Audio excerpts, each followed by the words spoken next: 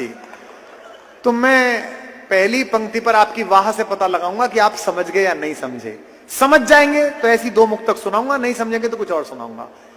एक भी नाम नहीं लूंगा मैं, लेकिन सब कह दूंगा जो कह सकता हूं। यही कविता का कौशल है। ठीक कौशल लगे तो बताना जरा जागकर, मंच के लिए नहीं है। बिल्कुल भैया, बिल्कुल निवेदन करता हूं। हाँ जी, स्वागत है। कि मुझे वो मार कर खुश है, अच्छा समझे, कुछ लोग नहीं समझे। मैं उनकी सुबुद्धि की प्रार्थना करता हूं और पंक्ति पूरी करता हूं कि वो समझ जाए तो बताएं। हाँ भाई, नहीं नाम मत लो, गंगा नहाना पड़ेगा। कि मुझे वो मार कर खुश है कि सारा राज उस पर है। वहां बढ़ाना अपनी। अगली पंक्ति कविता के स्वाभिमान की पंक्ति पढ़ रहा हूं इन सारे कवियों की ओर से। कि मुझे वो मार कर खुश है कि सारा राज उस पर है, यकीनन कल है मेरा, आज बेशक आज उस पर है। यकीनन कल है मेरा, आज बेशक आज उस पर है। झगड़ा क्या था, लड़ाई क्या थी? दस्तार कहते हैं पगड़ी को, पद को। अगर स्वाभिमान बड़ा हो जाए तो अपनी नसों को जरा और जागृत करना और मेरे साथ जुड़ना। यकीनन कल है मेरा, आज बेशक आज उस पर है। पगड़ी के लोग बैठे हुए हैं। अगली पंक्ति में जरा अभी आनंद नहीं आया मुझे। उसे जिद थी झुकाओ सर, तभी दस्तार बख्शूंगा। मैं अपना सर बचा लाया, महल और ताज उस पर है। बढ़िया बढ़िया। मैं अपना सर बचा लाया, महल और ताज उस पर है। वाह वाह वाह। एक बात आपको बताऊं, राजनीति में भी करिए और जीवन में भी करिए।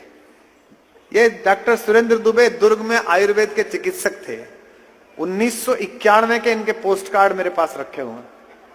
91 के सफेद रंग का पोस्ट कार्ड होता था और उस पर ये नीले रंग का छपवा के भेज देते थे। टिकट कम लगा देते ताकि हमें देना पड़े। शुरू से ही चालू आदमी था।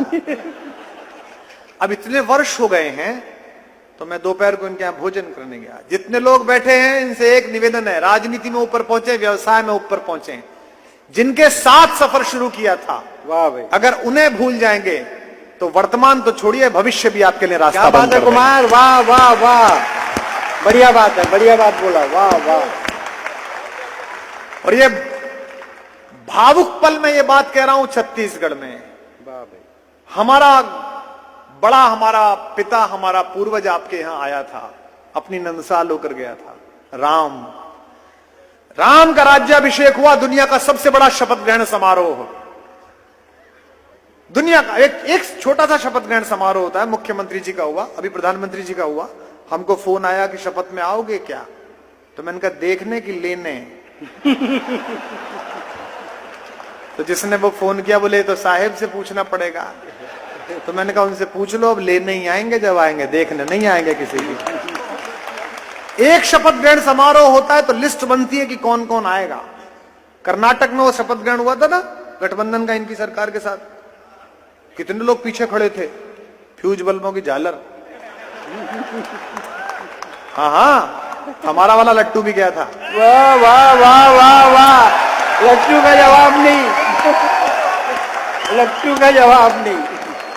वो तो इतना खुश था सत्यनारायण जी के 80,000 की तो दारू ही पी गया, जैसे उसी ने शपथ ले लियो। लेकिन इस परिहास के बीच थोड़ा गंभीर हो जा रायपुर। राम का राज्याभिषेक हुआ, दुनिया के सबसे बड़े राजा का। युवराज भरत ने पूछा कि भैया गेस्ट लिस्ट में किसे बुला दें, आप नाम लिखवा दीजिए। राम ने कहा कि बेटा हम तो 14 साल जंगल में थे, चित्रकूट में थे, छत्तीसगढ़ में थे, हमें पता नहीं है कौन युवराज बन गया, कौन राजा बन गया, आप अपने आप सोच लो। मान लिया। रात को राम सोए तो अचानक जाग गई नींद से और सीता से कहा कि मुझे भरत के पास जाना है। मां जानकी ने पूछा कि अचानक क्या बात होगी? बोले नहीं, अपराध हो जाता बहुत बड़ा। ये मैं आदिवासियों की शक्ति वाले छत्तीसगढ़ में बोल रहा हूं। क्या बात है भाई? वन की प्रभुता के लिए संघर्षरत आदिवासियों के इलाके में बोल रहा हूं। राम ने कहा भरत को जगा करके, बेटा अपराध हो जाता, एक ही मित्र तो बनाया था, उसको बुला लेना। और शायद ये स्टेडियम अभूतपूर्व तालियों से गूंजे। मर्यादा पुरुषोत्तम राम के राज्याभिषेक में जो उनकी ओर से एकमात्र ऑफिशियल गेस्ट बुलाया गया था, वो व्यक्ति था जिसने गंगा पार कराई थी, मल्लाह केवट।